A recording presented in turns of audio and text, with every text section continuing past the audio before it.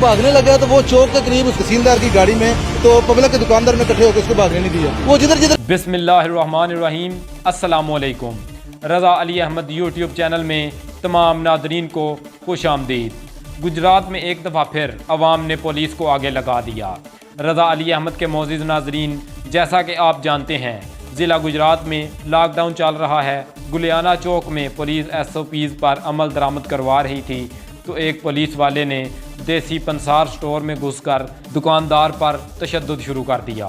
Video की तफसील में जाने से पहले मेरी आपसे गुजारिश है कि मेरे चैनल को सब्सक्राइब कर दें और बेल आइकन को भी दबा दें ताकि मेरी हर नई आने वाली वीडियो का नोटिफिकेशन आप तक पहुंच सके। जैसे ही पुलिस एहलकार दुकान में दाखिल हुआ तो उसने अचानक दुकानदार पर 4 से 5 थप्पड़ बरसा दिए। इस तमाम वाक़े की वीडियो एक हमारे सहाफ़ी भाई ने रिकॉर्ड कर ली। इस वीडियो की तस्वीरी झलकियाँ आप अपनी वीडियो स्क्रीन पर देख सकते हैं। ये वाक़या सर अंजाम देने के बाद पुलिस वाला फ़रार होने लगा तो अवाम ने उसे पकड़ लिया, लेकिन जैसे ही अवाम ने उसे पकड़ा तो उसने सहाफ़ी भाई पर भी तशद्दुद शुरू कर दिया और गलीज़ गालियाँ देने लगा और वीडियो डिलीट करने का मुतालबा किया। इस मौका पर इसी सहाफ़ी का कहना था कि मैं शदीद दुखी हूँ और मेरी DPO साहब से गुजारिश है कि इस वाक़या की जांच पड़ताल वो खुद करें और इस पर सख्त एक्शन लिया जाए।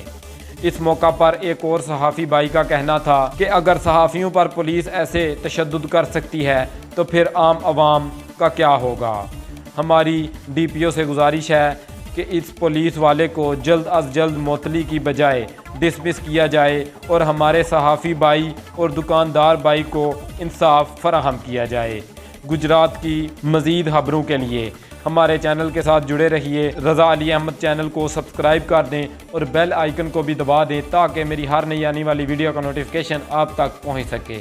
इसी के साथ आपका हादम रज़ा अली अहमद आपसे इजाज़त चाहता है।